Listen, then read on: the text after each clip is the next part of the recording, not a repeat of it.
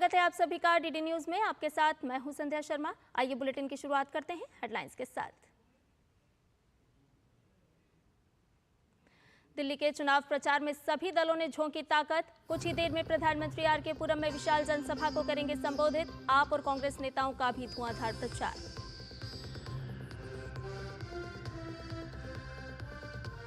भाजपा ने आप पर साधा निशाना। सोमनाथ भारती पर लगाया भ्रष्टाचार का आरोप। पार्टी ने विधानसभा चुनाव के लिए अपना नया कैंपेन सॉन्ग किया लॉन्च।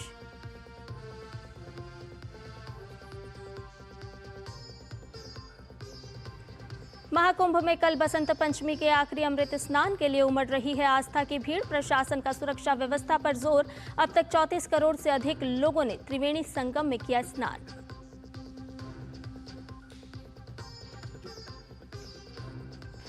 अमेरिका के टैरिफ के जवाब में चीन, कनाडा और मैक्सिको की जवाबी कार्रवाई। कनाडा ने लगाया 25% टैरिफ। चीन ने कहा टैरिफ वॉर में कोई विजेता नहीं होता।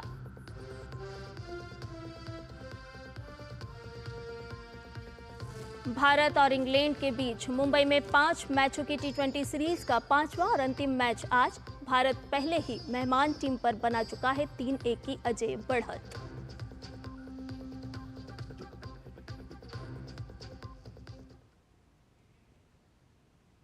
और आइए अब इन सभी खबरों को जान लेते हैं विस्तार से। दिल्ली में 5 तारीख को होने वाले चुनाव से पहले आज सुपर संडे है। आज तमाम दलों के स्टार प्रचारक और उम्मीदवार पूरी तरह से प्रचार में खुद को झोंक देंगे। बता दें, अगर बीजेपी की तो आज खुद प्रधानमंत्री नरेंद्र मोदी फिर अपनी पार्टी के लिए चुनाव प्रचार करेंगे। अब से कुछ ही देर में आरके पुरम में पीएम की जनसभा होगी। आरके पुरम विधानसभा सीट से बीजेपी ने अनिल कुमार शर्मा, आप से प्रमिला टोकस, कांग्रेस से विशेष कुमार, बीएसपी से सुनील कैन चुनावी मैदान में है।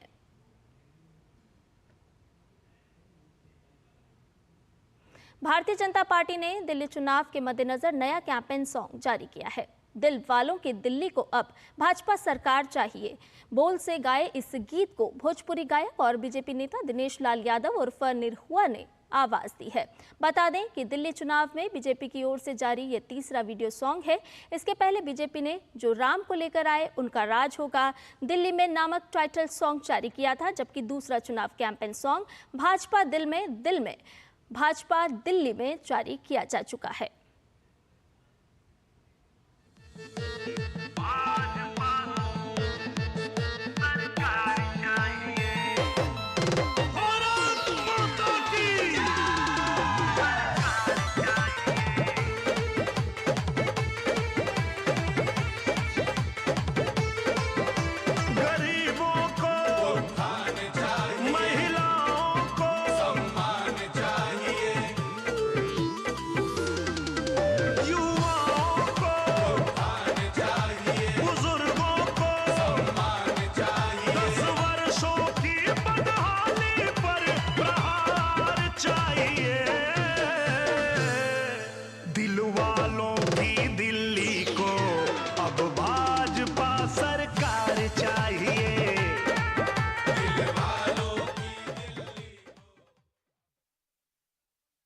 बीजेपी नेता मनोज तिवारी दिल्ली चुनाव में बीजेपी की जीत को लेकर आश्वस्त नजर आए। उन्होंने कहा कि आपके पास काम बताने के लिए कुछ भी नहीं है। दिल्ली में भारतीय जनता पार्टी के लिए लोग अपने अपने घरों से निकल करके भारी मतदान करने वाले हैं। जो दूसरी पार्टियां हैं सामने, वो अभी से हतोत्साहित हैं, झूठ बोलने में लगी हुई हैं। आपको पता है, आजकल हम लोग मीटिंग में जा रहे हैं तो हम पूछते हैं कि आजकल फोन आ रहा है क्या, तो 90% महिलाएं और लोग उठाते हैं हाथ, हाँ हाँ फोन आ रहा है, और हंसते हैं, झूठों का फोन आ रहा है। तो अब उनके पास कुछ बताने को है नहीं, सिर्फ भ्रमित करने को है।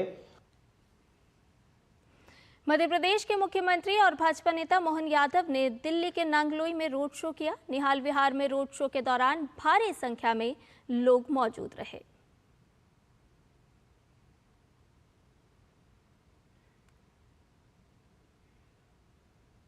वहीं पंजाब में डॉक्टर बाबा साहेब अंबेडकर के अपमान मामले को लेकर कांग्रेस नेता और कार्यकर्ताओं ने आम आदमी पार्टी के खिलाफ दिल्ली में जमकर विरोध प्रदर्शन किया।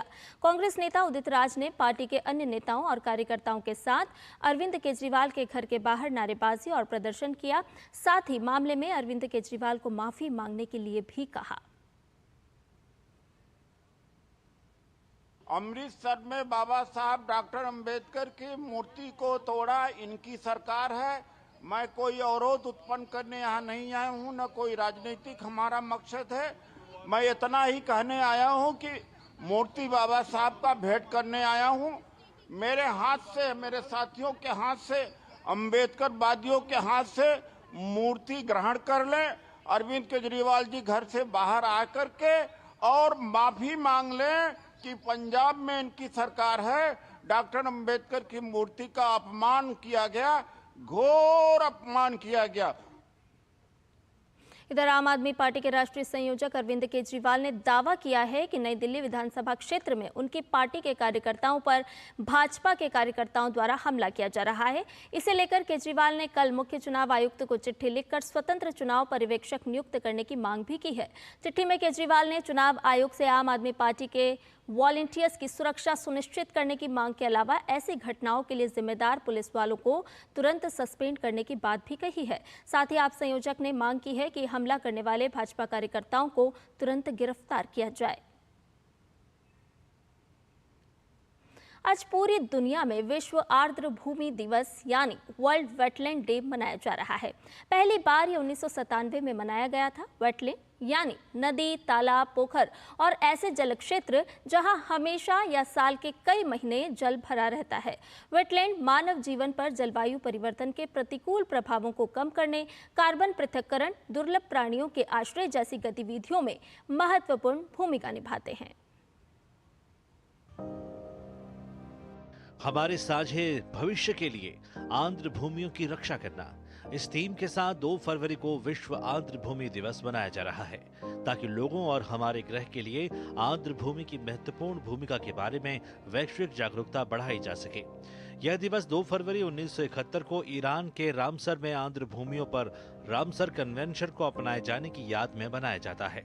विश्व आर्द्र भूमि दिवस 1997 से हर साल 2 फरवरी को मनाया जाता है। आर्द्र भूमि प्राकृतिक भूभाग है जो ज्यादातर समय पर अस्थायी रूप से या स्थायी रूप से जल में डूबे रहते हैं।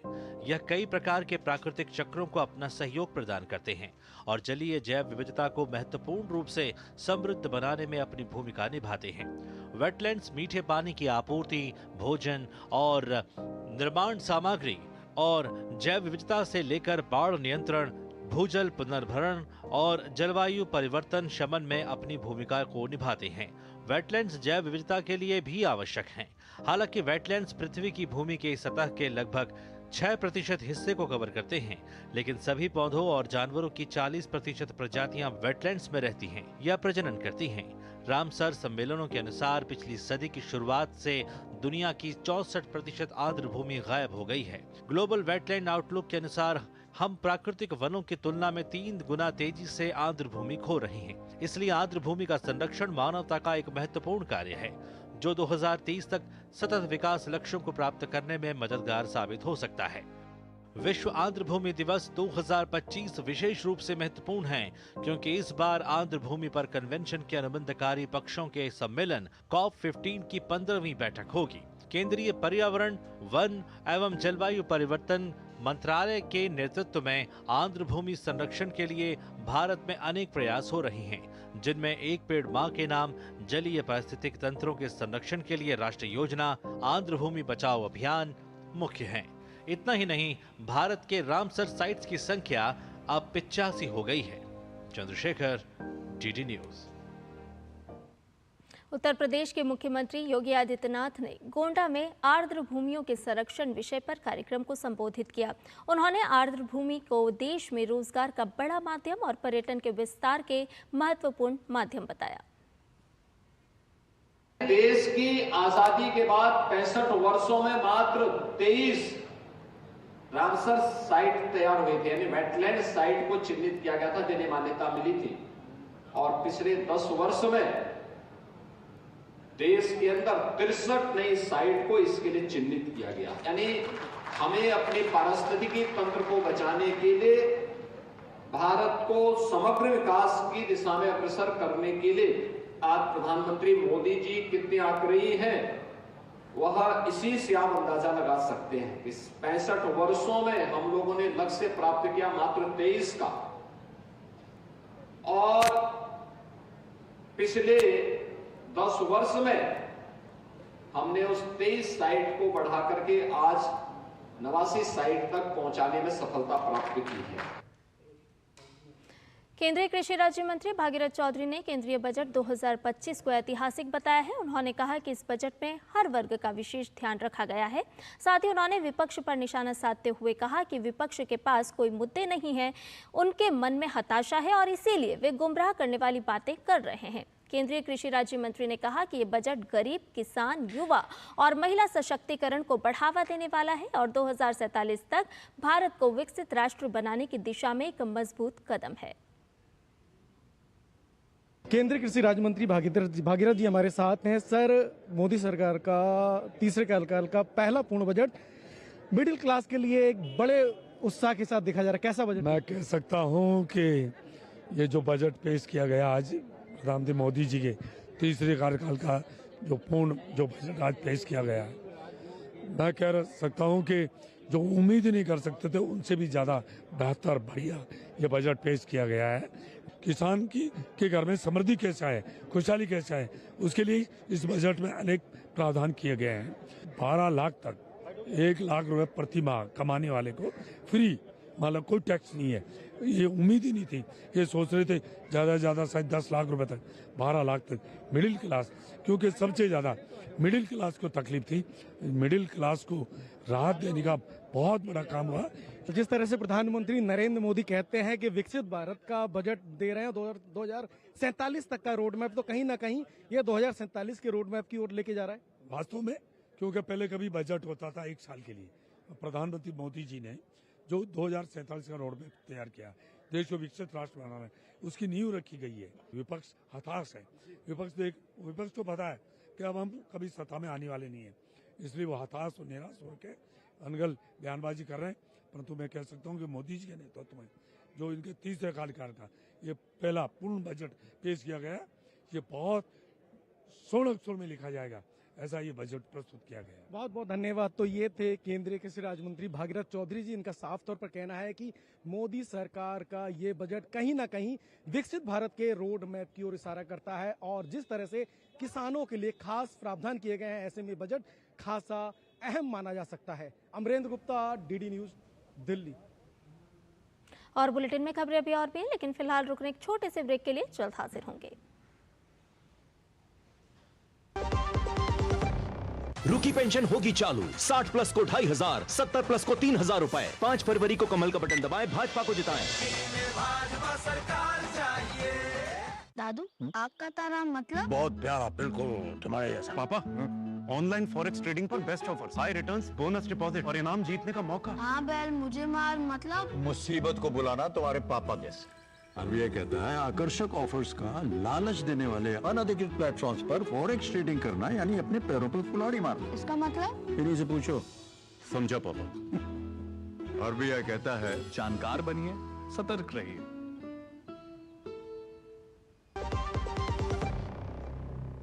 और ब्रेक के बाद समाचार में आपका एक बार फिर से स्वागत है और आइए बात करते हैं दिव्य भव्य महाकुंभ की।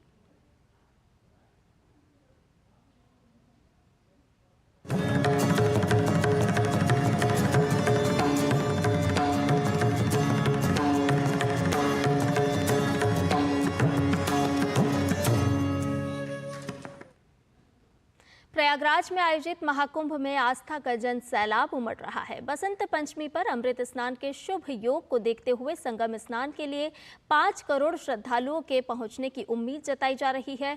अब तक करीब 34 करोड़ 33 लाख से ज्यादा श्रद्धालु महाकुंभ पहुंचकर स्नान कर चुके हैं। सोमवार को होने वाले अमृत स्नान को लेकर मेला प्रशासन ने कई व्यापक व्यवस्थाएं भी की है। वहीं संगम स्नान के लिए पहुंचे श्रद्धालुओं में संगम स्नान को लेकर भारी उत्साह देखा जा रहा है। अमृत स्नान के लिए आए श्रद्धालुओं से खास बातचीत की हमारे संवाददाता विकास सिंह ने।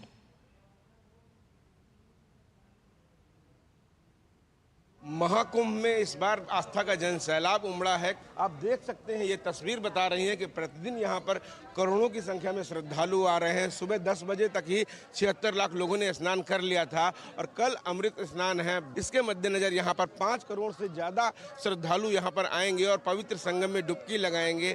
कल चूंकि अमृत स्नान है और कल के दिन अखाड़े भी यहाँ पर स्नान करते हैं, उसके लिए भी यहाँ पर तमाम सारी व्यवस्थाएं की गई हैं। दूर दूर से देश दुनिया से यहाँ पर लोग आए हुए हैं और आस्था की डुबकी लगा रहे हैं। यहाँ पर उनके लिए हर तरीके के इंतजाम किए गए हैं, खाने पीने से लेकर तमाम सारी चीजें यहाँ पर हैं। यहाँ पर लोगों से बात करेंगे। कहाँ से आए हो भैया? जोधपुर से। कैसा लगा आके? बहुत बढ़िया संगम, बहुत अच्छा लगा संगम में आके। जोधपुर से आए, राजस्थान से। जोधपुर से आए, राजस्थान साथ में आए, बहुत अच्छा लगा मेला हमको, बहुत अच्छा है। कहाँ से आ रहे हो आप लोग? युवा हो, कैसा लग रहा है? हम आ रहे हैं दिल्ली से जाई जी। हमको बहुत अच्छा लग रहा है। कुंभ में आने के बाद 144 साल बाद महाकुंभ लगा है, बहुत बढ़िया लग रहा है। शादी मौका किसी को ना मिले, हम खुश नसीब है जो हमको मौका मिला है महाकुंभ में आने के लिए। मेरे को तो बहुत खुशी है, मेरे घर वालों ने आने की इजाजत दी है, मेरे को अच्छा लगा आने के लिए। देखिए युवा आ रहे हैं, सेल्फी भी ले रहे हैं साथ साथ। कहाँ से आए हो, कैसा लगा आके? वेस्ट बंगाल से, बांकुड़ा। अच्छा, क्या फीलिंग है यहाँ? बहुत अच्छा। अभी तो नहाएंगे कल, उसके बाद घूमेंगे, देखेंगे। हाँ, अच्छा। तो ये लोग हैं जो बसंत पंचमी के स्नान को लेकर यहाँ पर आए हुए हैं, आज से ही आ गए हैं और ये कल स्नान करेंगे। और निश्चित रूप से इस मेले को घूमना एक अद्भुत अलौकिक क्षण होता है। लोग यहाँ पर आत्मसात करते हैं, धार्मिक परंपराओं को जानते हैं, पहचानते हैं, साधु संतों के दर्शन करते हैं। वो दुर्लभ दर्शन होते हैं जो 12 वर्षों बाद कुंभ में ही नजर आते हैं। चूंकि यह दुर्लभ साधु सन्यासी कहाँ रहते हैं लोगों को पता नहीं रहता है। यह सिर्फ जब अखाड़ों का स्नान होता है तभी एक साथ नजर आते हैं, उनकी चरण रज को अपने माथे से लगाते हैं। निश्चित रूप से अद्भुत अलौकिक क्षण होता है प्रयागराज महाकुंभ। और इस महाकुंभ में तो अनंत व्यवस्थाएं की गई हैं जिससे हर आने वाला श्रद्धालु यहाँ पर खुश हो रहा है, आत्मसात कर रहा है धार्मिक आध्यात्मिक परंपरा को। कैमरामैन रामजी वाजपेयी के साथ विकास सिंह, डीडी न्यूज, प्रयागराज। और बसंत पंचमी के चलते महाकुंभ में बड़ी संख्या में श्रद्धालुगण पहुंच रहे हैं। इसी के मद्देनजर पुलिस प्रशासन ने सुरक्षा के पुख्ता इंतजाम किए हुए हैं। चप्पे चप्पे पर पुलिस बल निगरानी कर शांति व्यवस्था कायम रखने में जुटा हुआ है। वहीं अमृत स्नान को देखते हुए श्रद्धालुओं के सुगम स्नान की भी व्यवस्था की गई है। अब तक लगभग 34 करोड़ 33 लाख से ज्यादा श्रद्धालु संगम में आस्था की डुबकी लगा चुके हैं।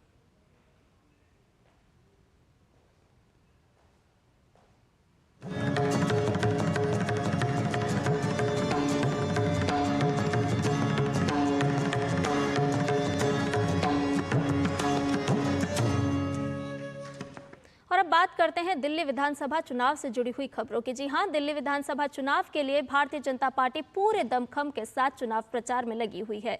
केंद्रीय रेल मंत्री अश्विनी वैष्णव डोर टू डोर कैंपेन के तहत दिल्ली की जनता से संवाद कर रहे हैं और चुनाव में बीजेपी को वोट देने की अपील कर रहे हैं।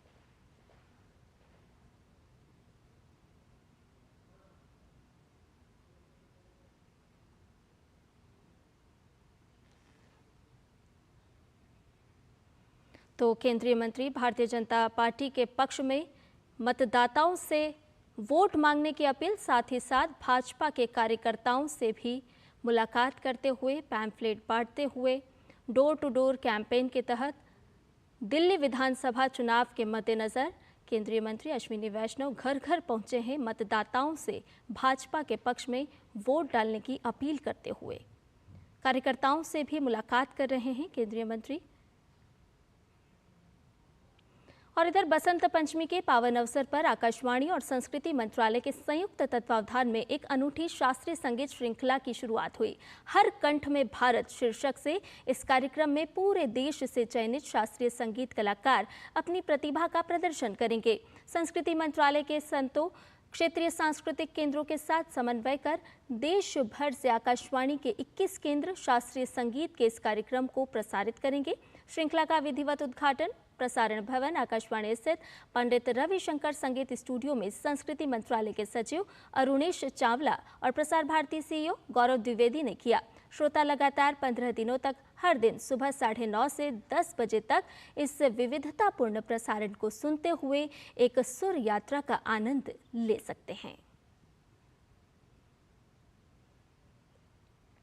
हर कंठ में भारत संस्कृति मंत्रालय और ऑल इंडिया रेडियो के बीच एक संयुक्त प्रयास है इसके तहत जो हमारे यंग कलाकार हैं जिन्हें पुरस्कृत किया गया है संगीत नाटक अकेडमी के माध्यम से, उन्हें मौका दिया जाएगा कि हर क्षेत्र में अपनी अपनी कलाओं के अनुसार और अपने दक्षता और अपने एरिया के अनुसार जो है वो परफॉर्मेंस दे सकें।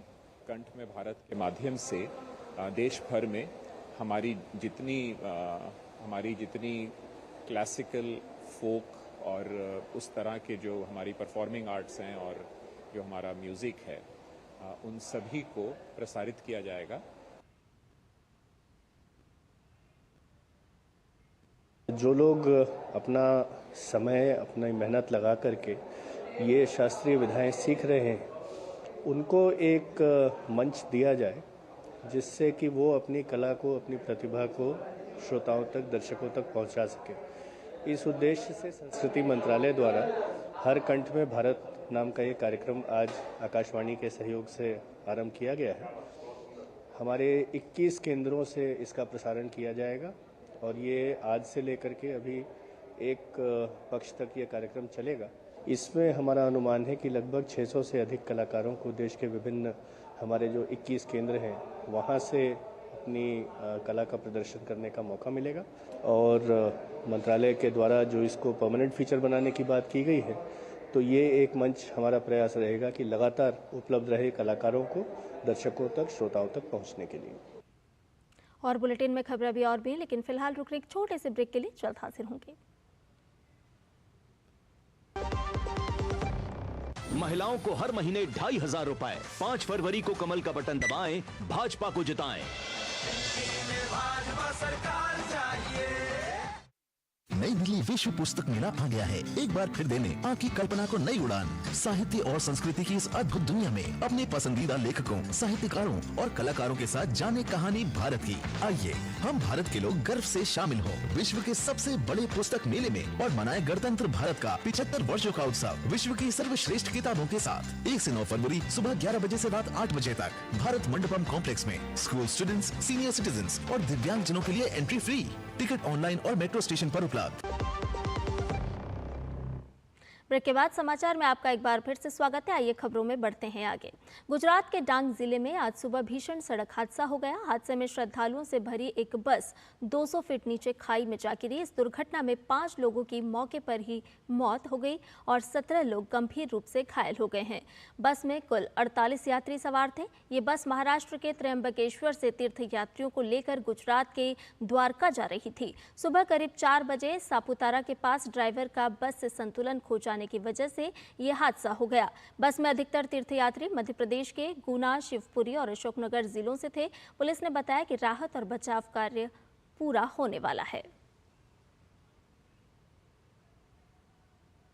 सुबह 4-4:15 बजे सापुतारा से नीचे 2.5 किलोमीटर दूर शामगान रोड पे एक जो यूपी पासिंग की लग्जरी बस थी, जिसमें तकरीबन 48 पैसेंजर्स सवारी कर रहे थे।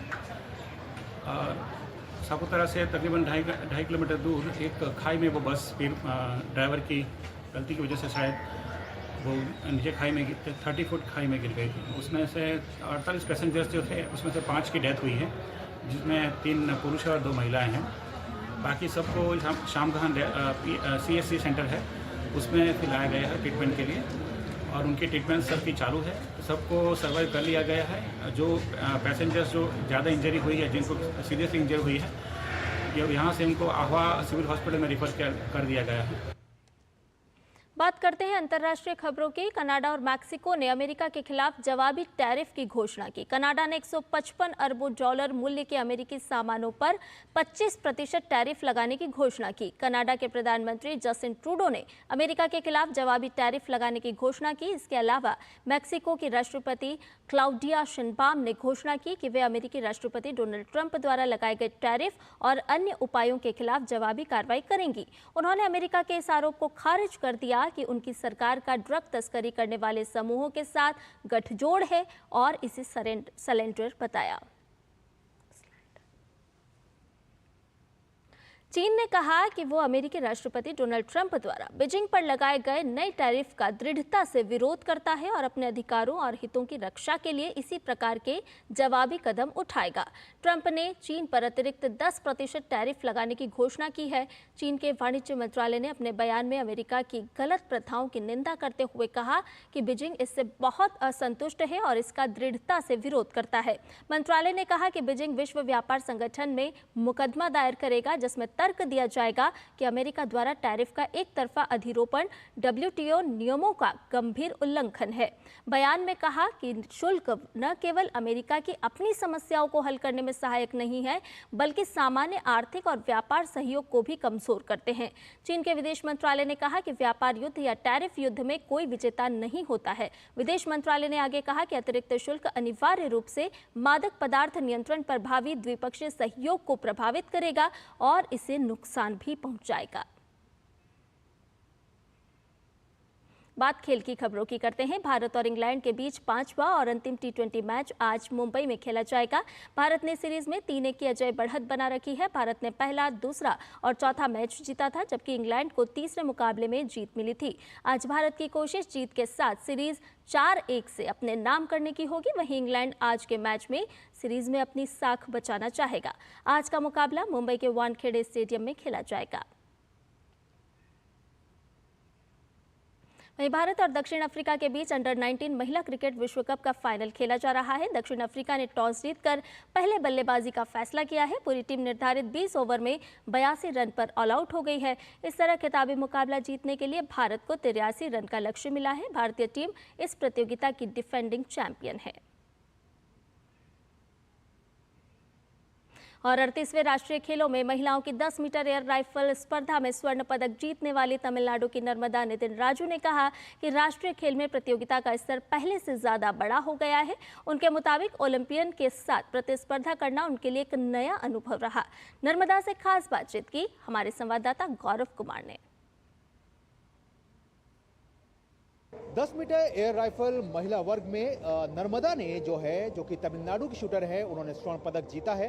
इस वक्त वो हमारे साथ हैं, उनसे बात करते हैं। नर्मदा, सबसे पहले आपको जीत की बहुत बहुत बधाई, लेकिन साथ ही हम ये भी जानना चाहेंगे कि कितनी बड़ी चुनौती थी ये आपके लिए, क्योंकि जिस तरह से रमिता का परफॉर्मेंस क्वालिफिकेशन में निकल कर आया था, तो ये क्या बड़ा चैलेंज हो गया था आपके लिए यहाँ पे जीत हासिल करना?